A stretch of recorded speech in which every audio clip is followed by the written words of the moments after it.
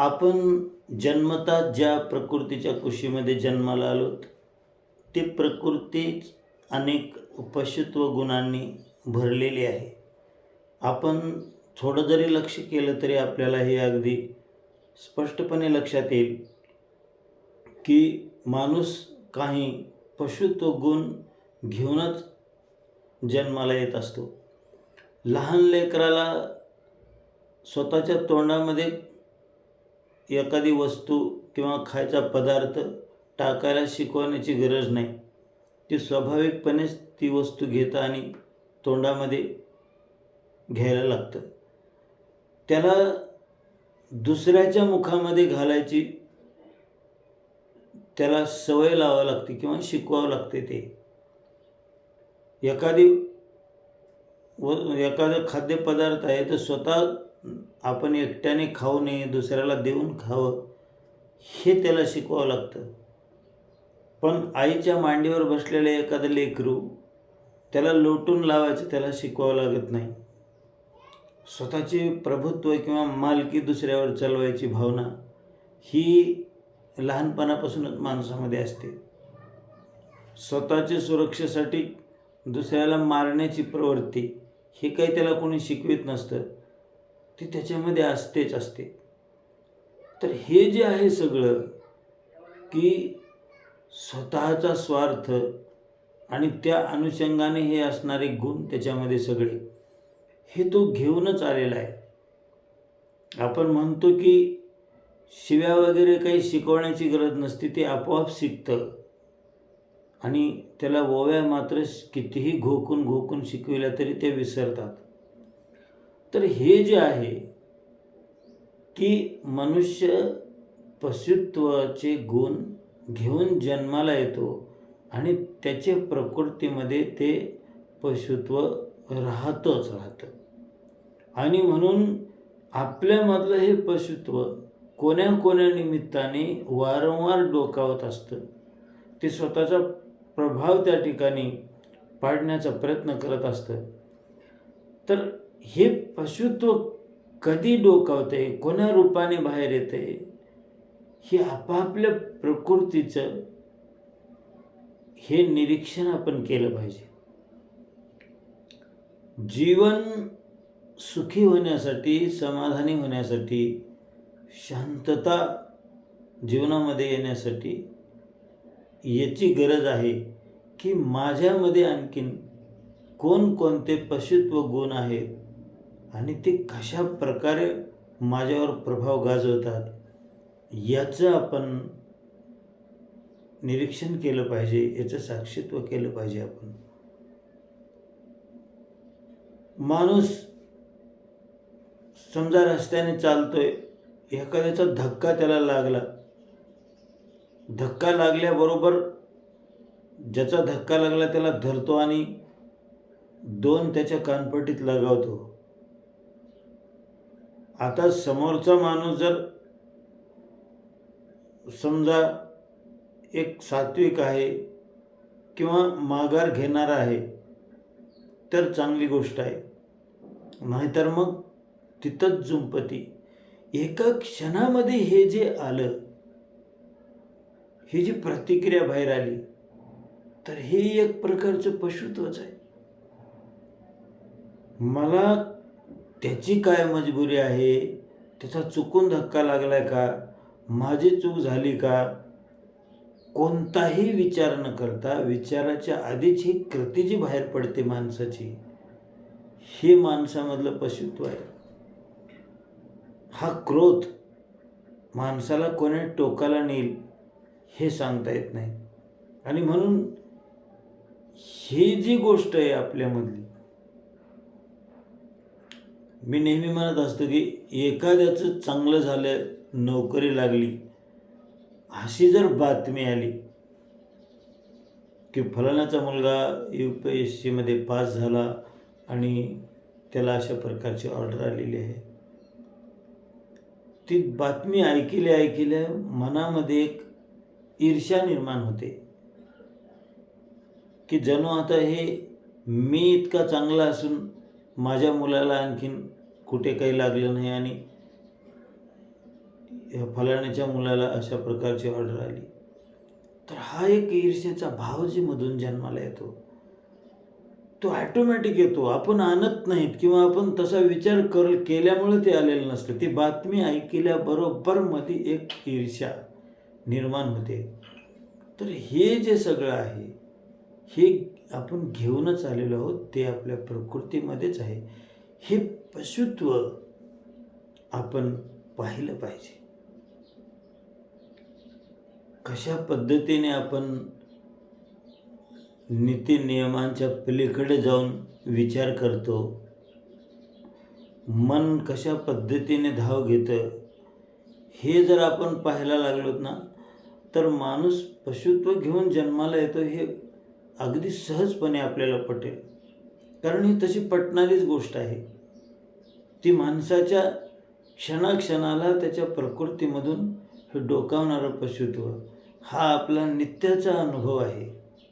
आणि त्याच्यामुळं जोपर्यंत या पशुत्वाला आपण पाहत नाही, याची सगळी लीला आपण पाहत नाहीत, तोपर्यंत आपण त्या पशुत्वाबरोबर वाहत आहोत असा त्याचा अर्थ आहे. मधून येणारे हे स्वाभाविक पशुत्व त्याच्याबरोबर आपण वाहतो का आपण ते पशुत्व आलं त्यावेळेस जागे राहतो, ते पाहत असतो. हा या ठिकाणी मला सांगायचा महत्त्वाचा विषय आहे. पशुत्व आहे, प्रत्येकाच्या प्रकृतीमध्ये आहे आणि ती वेळोवेळी डोकावते, हे सत्य आहे. पण इथे आपली भूमिका काय आहे? मी जर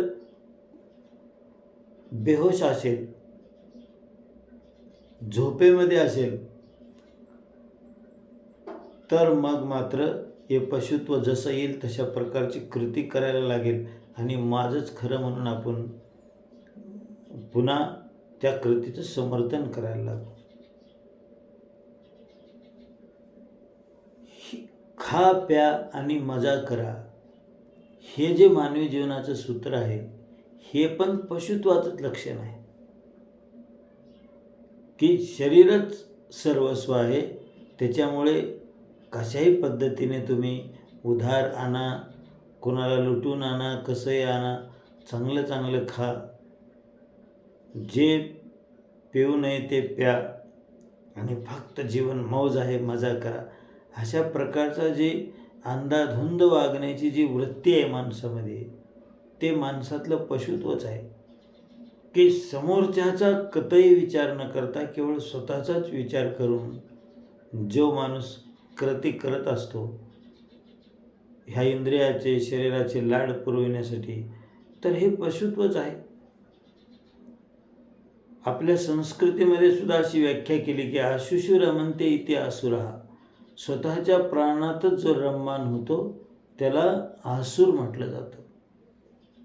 तर अशा पद्धतीने स्वतःचं सुख, स्वतःचं प्रभुत्व, स्वतःची मालकी याच्या पलीकडे ज्याला काही दिसतच नाही, तर अशा व्यक्तीला आसुर ठरवलेला आहे. आणि मानव तोच आहे की जो स्वतःमधलं हे पशुत्व ओळखतो आणि स्वतःला एका मानवतावादी विचाराच्या चाकोरीमध्ये तो बसवून घेतो. मला जशी सगळ्या गोष्टीची गरज आहे तशी समोर पण व्यक्ती आहे, त्याला पण सगळ्या गोष्टीची आवश्यकता आहे. माझ्यामुळे दुसऱ्यांना त्रास नाही झाला पाहिजे, मी कोण्या वाईट गोष्टीचं निमित्त नाही बनलो पाहिजे. हे जे सगळं आहे हे अशा पद्धतीने विवेकाने स्वतःला एक योग्य दिशा, योग्य विचाराने घेऊन जायचं, हा त्या ठिकाणी खऱ्या अर्थाने प्रवास आहे. आणि याच्यामध्ये अडचण काय आहे? हे पशुत्वच याच्यामध्ये अडचण आहे. अहो, चारा दिसल्यानंतर जसं जनावर धावतं तसं प्रलोभन दिसल्यानंतर आपलं मन धावत असतं. आपण त्याला रोखू शकत नाहीत. आपण जर सगळ्यात जास्त आपल्याला काय लपवावं लागतं किंवा आपण दाखवूच शकत नाहीत आपल्याकडं असं काय आहे, तर आपलं मन आहे.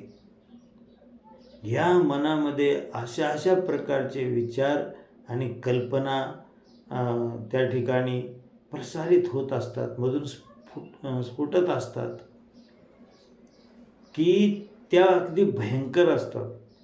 मनुष्य पशुत्वातला पशु आहे असं आपण म्हणू शकतो, इतक्या त्या भयंकर असतात. आणि म्हणून अशा प्रकारचं मन घेऊन आपण जन्माला आलो, अशा प्रकारचं शरीर आपण घेऊन जन्माला आलो, की तिथे काही विवेकाला जागाच नाही. परंतु मनुष्य जन्मामध्ये आपण एक शक्ती आपल्याकडे अशी आहे, एक विवेक आपल्याकडे असा आहे, की काय योग्य आणि काय अयोग्य हे आपण निवडू शकतो आणि योग्य त्या मार्गाने जाण्याचा संकल्प करू शकतो. याच्यासाठी आपल्यामधून डोकावणारं पशुत्व आपल्याला पाहायचं असतं. ज्याला हे पशुत्व पाहता येतं, वेळोवेळी ते पशुत्व जाग झाल्यानंतर आपल्याला शांतीने, संयमाने त्या ठिकाणी त्याचं अवलोकन करता येतं, निरीक्षण करता येतं. कारण आपल्यामधून येणारा तो फोर्स जो आहे त्याला आपण विरोध नाही करू शकत आणि त्याची साथ देणं तर खूप धोक्याचं. अशा परिस्थितीमध्ये आपण फक्त ते पशुत्व पाहू शकतो, की कशा प्रकारची माझी आता स्थिती झालेली आहे. केवळ पाहण्याने आपण ते पशुत्वाची शक्ती कमी करू शकतो. पाहणे याचा अर्थच आता आपण त्या गुणाला, त्या प्रवृत्तीला आता आपण शक्ती देत नाहीत. आपण आता कोणीतरी दुसरे होऊन त्याच्याकडे पाहत आहोत.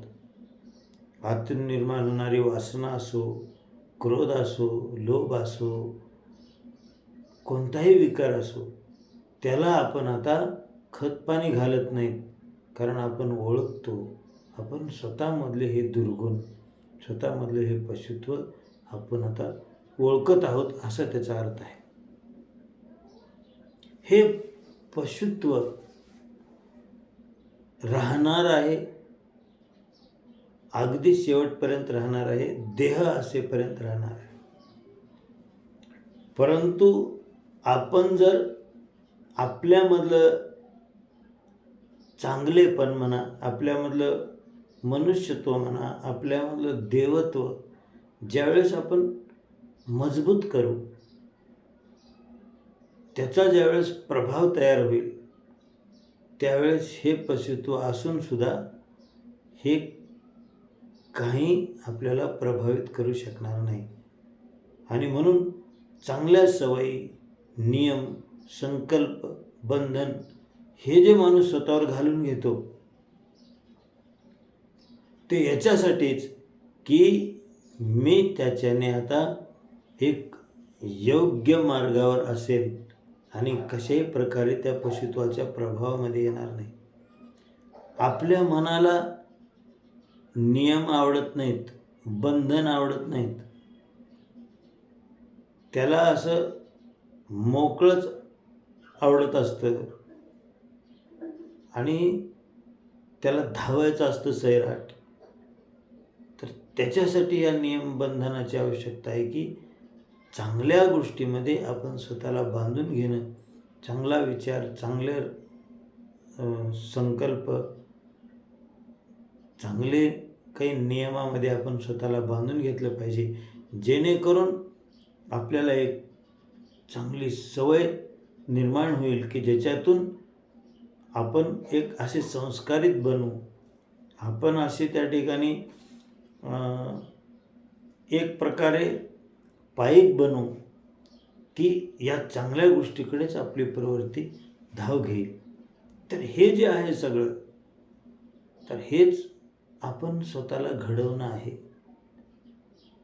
दुसरा कोणी आपली इच्छा असल्याशिवाय आपल्याला घडवू शकत नाही आणि आपल्याला घडविण्यामध्ये आपल्यामधलं पशुत्व त्या ठिकाणी अडचण आहे आणि ते पशुत्व ओळखणं हेच खरी एक मोठी साधना आहे. किती आपले पूर्वज हुशार होते की त्यांनी प्रत्येक ठिकाणी या पशुत्वाला बंधन घातले. लहानपणी आम्ही खेळायचो तर पहिला बॉल मारल्यानंतर तो माझाही नाही आणि विरोधी गटाचाही नाही, तो पहिला देवाचा असायचा. कोणत्याही ठिकाणी एक अशा प्रकारचं देवत्व त्यांनी उभा केलं होतं. एखादी नवीन कपडा आणला तर आधी देवापुढे ठेवायचा, नंतर आपण वापरायचा. जेवायला बसल्यानंतर आधी ज्या ह्या अस्तित्वाने आपल्याला हे भोजन दिलं, आधी हात जोडून त्याचं स्मरण करायचं आणि कृतज्ञता व्यक्त करून पुन्हा जेवायला सुरुवात करायची. कोणताही घर बांधलं, लग्न असो, कोणतेही कार्यक्रम, या सुरुवातीला देवत्व उभा केलं. कारण माणसाला मी केलं, माझ्यामुळं झालं, हे जे माणसाचं पशुत्व आहे, हा जो अहंकार आहे, हा माणसाला अतिशय विकृत बनवतो.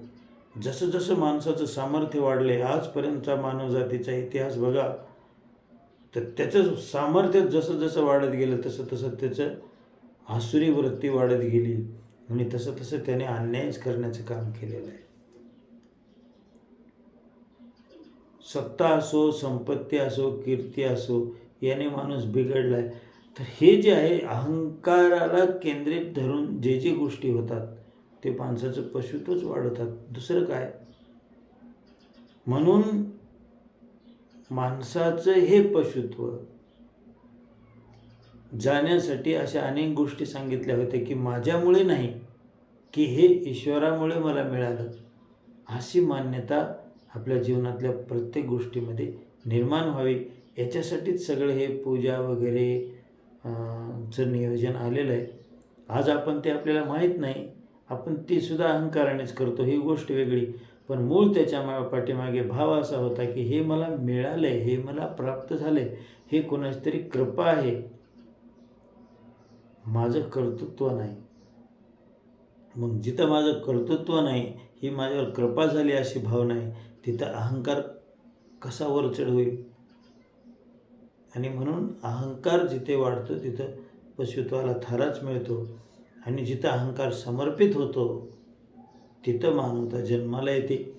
अशा पद्धतीने आपल्यामधल्या ह्या सगळ्या ज्या गोष्टी आहेत पशुत्वाच्या, ज्या मला स्वार्थाला प्रेरित करतात आणि दुसऱ्याचा विचार मला करू देत नाहीत, अशा पद्धतीचं हे पशुत्व आपल्यामध्ये क्षणाक्षणाला डोकावत असतं. पाहताना, खाताना, बोलताना, ह्या सगळ्या आपल्या क्रियामध्ये हे पशुत्व डोकावतं. इतरांशी वागताना, तर हे आपण पाहिलं पाहिजे, तरच आपण खऱ्या अर्थाने त्या ठिकाणी योग्य अशा प्रकारचं जीवन ध्येय आपलं साध्य करू शकतो आणि आपली शांतता, स्थिरता ही प्राप्त करू शकतो. पशुत्व म्हणजेच अस्थिरता, अशांतता आणि अनेक प्रकारच्या समस्यांना जन्म आहे. तर हे पशुत्वापासून लांब जाणं म्हणजेच खऱ्या अर्थाने शांतता आहे, स्थिरता आहे. तर ती सगळी आपल्याला प्राप्त होण्यासाठी मार्गदर्शन हे सार्थक ठरावं, एवढीच एक मंगल इच्छा व्यक्त करून मी या ठिकाणी थांबतो. धन्यवाद.